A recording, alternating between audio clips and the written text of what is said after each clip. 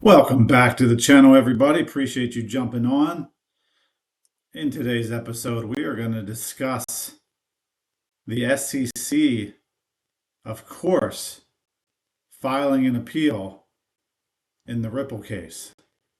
I'm sure none of us are surprised by that. Gary Gensler did it on the very last day, January 15th. And also, did you know you can now take loans against your crypto?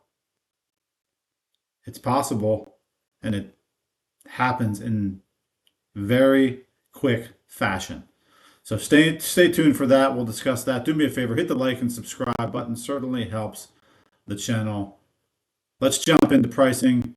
Bitcoin back up above 100,000 in a big way, sitting at 104,714, up 5.44% over the last 24 hours. Ethereum sitting at the number 2 spot, up 2.79% in the last 24 hours, sitting at 3,428, with a market cap $413 billion. XRP at the number 3 spot with a $186 billion market cap, down slightly over the last 24 hours, sitting at $3.22. Some people think XRP is going to move to that number 2 spot ahead of Ethereum. Let me know what you think. They were in the number 2 spot prior to the SEC lawsuit back in 2017, 2018, when XRP was probably around 17 cents and Bitcoin was about 300 and some dollars. But ever since that lawsuit, it has dropped, but now working its way back up to the number 3 spot. Solana at the number 5 spot, up 3.49% in the last 24 hours, sitting at $220. Let's take a dive into some news. And first up, from Chad Steingraber here, he says they're going to ban central bank digital currencies in the US, and thank God for that. They're going to approve private sector stablecoins instead to be used as cash. There's only two: USDC Circle and RLUSD from Ripple. So Scott Bessent, in an interview yesterday on Capitol Hill, said he is against CBDCs, as has Donald Trump said that. So good to hear we won't be getting those. He is retweeting Bitcoin magazine here, who says New York Times reports there is real political momentum behind Donald Trump's strategic Bitcoin reserve. A first day Trump order a federal stockpile of Bitcoin ? There is still talk about this strategic reserve. Now we're hearing more. It could be multiple tokens, not just Bitcoin, but it could be Bitcoin, XRP, Solana. We'll see what happens there. We're going to know very soon if he does something on day one. We are only 3 days away. Coming in here from Brad Garlinghouse, he says, my first, but certainly not my last time at CST Moritz. Joined at Richard Tang and J.K. Fruit on stage to discuss the path to 1 billion crypto users. With the largest capital markets finally embracing crypto and talk of a crypto strategic reserve, I suspect rather imminent. And he goes on to say here, rather imminent U.S. regulatory clarity, a step function change in adoption is closer than you think. And here he is at the session, Outlook on the Industry, Enabling the Next Decade of Access and Growth. So good to hear those comments from Mr. Garlinghouse, CEO of Ripple. One from Brad again here, talking about the SEC lawsuit. He says one definition of insanity: doing the same thing over and over and expecting different results. Gensler's SEC really took this to heart. And he is retweeting there Stuart Aderati, who commented, as expected, the SEC's appeal brief is a rehash of already failed arguments and likely to be abandoned by the next administration. We'll respond formally in due time. For now, know this: the SEC's lawsuit is just noise. A new era of pro-innovation regulation is coming. So Gary Gensler filed this appeal on one of his last days at the SEC, one of his last days as chairman. It's just really it's really silly that uh, unappointed bureaucrat would do this as he's walking out the door. Um, and in all likelihood, it's gonna get switched around. It's not this case is not going to hold up, and hopefully, to Stewart's point here, will be abandoned come pretty early on in Trump's administration, and that will help certainly help the price of XRP amongst many other things. Coming back in, Chad Steingraber, in the future, he says you'll be able to take out loans against a variety of assets without ever having to sell the asset. And he's resharing or he's retweeting here Coinbase's tweet on what they've just come out with. That's right. Coinbase has come out with Bitcoin backed loans. Borrow USDC Circle against Bitcoin without selling it, rolling out to US users except New York starting now. More collateral assets and regions to come. Powered by at Morpho Labs and built on Base. The future of finance is on chain, Coinbase says. So this is huge. This is a change from traditional finance here to crypto, and now we have Bitcoin backed loans. I mean, imagine, I haven't read up on this totally, but it's going to be, from what I understand, pretty quick. Like you can go on, you can put your assets up as collateral, and you can get this loan done pretty quickly. This is huge. Of course, people are going to use this, and it's going to bring more people to Coinbase. There's going to be more people in crypto, which means the coins are going to go up in price. I mean, this is terrific stuff. So let's see here what this ad has to say real quick.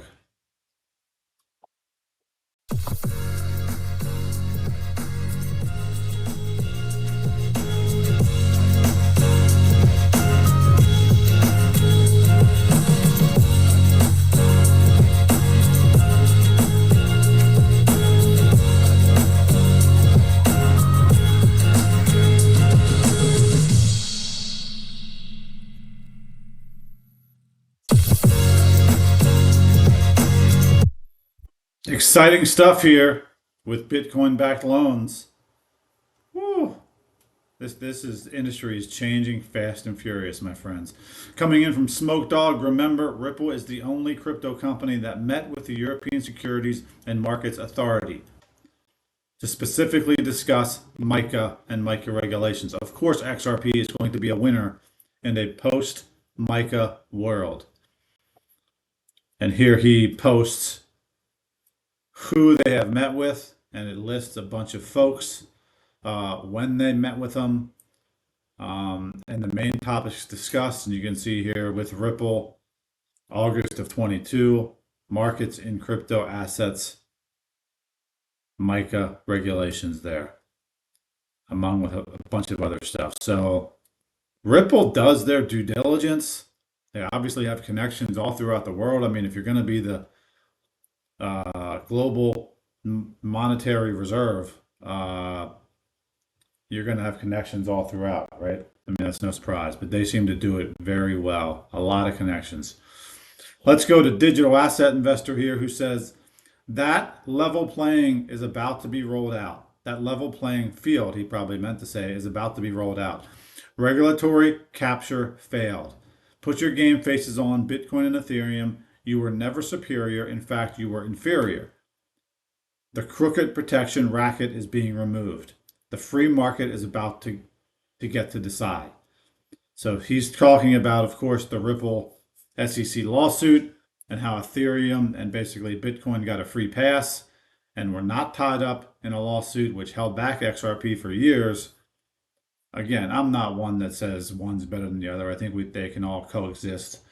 And who is the top cryptocurrency? Who knows? It's probably going to change throughout time, right? But I think they can all exist. Don't limit yourself. Let's take a listen to Paul Barron on this topic, though.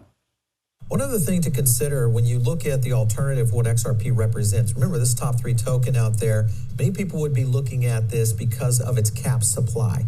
And if you consider this against ETH right here, ultrasound money, the climbing supply right there, when you look at ETH overall being the number 2 token versus XRP could be the reason why we start to see it versus Bitcoin. So a lot of people kind of leaning into that. And I think that's a factor that's also playing out.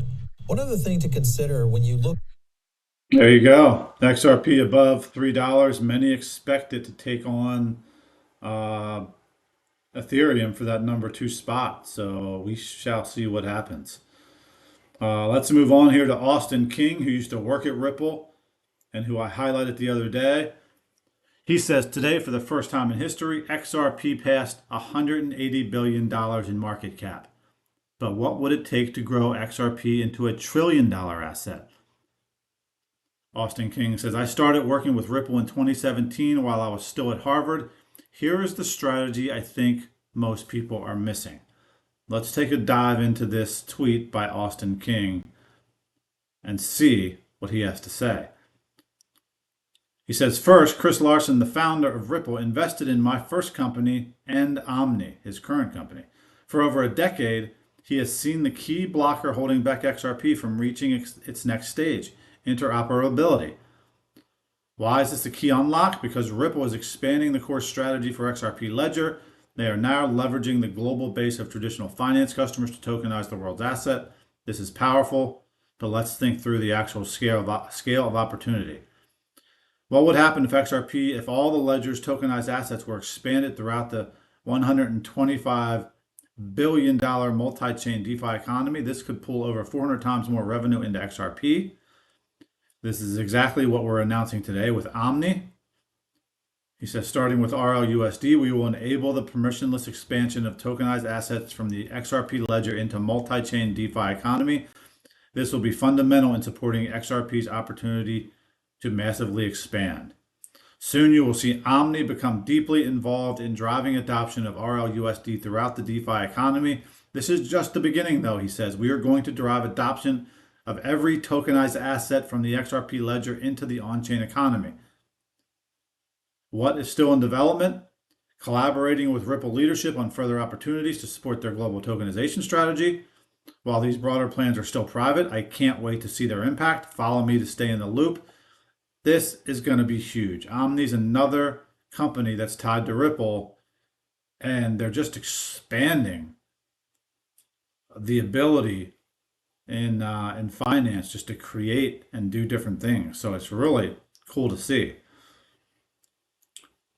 So more from Austin King in future episodes. Here from Mr. Mann says, not owning crypto would be a sovereign risk, apparently.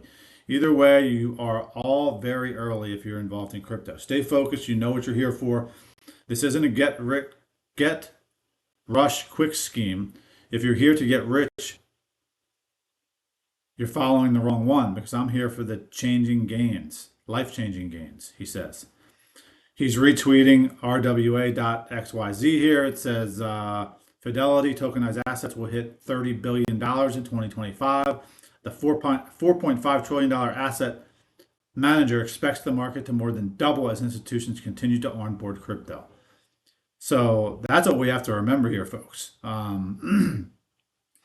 More and more institutions are going to be coming into crypto this year in 2025, which is only going to help the prices on these tokens. So finally, from Digital Asset Investor here, he says, as XRP's price skyrockets, remember all the shoes that haven't even dropped.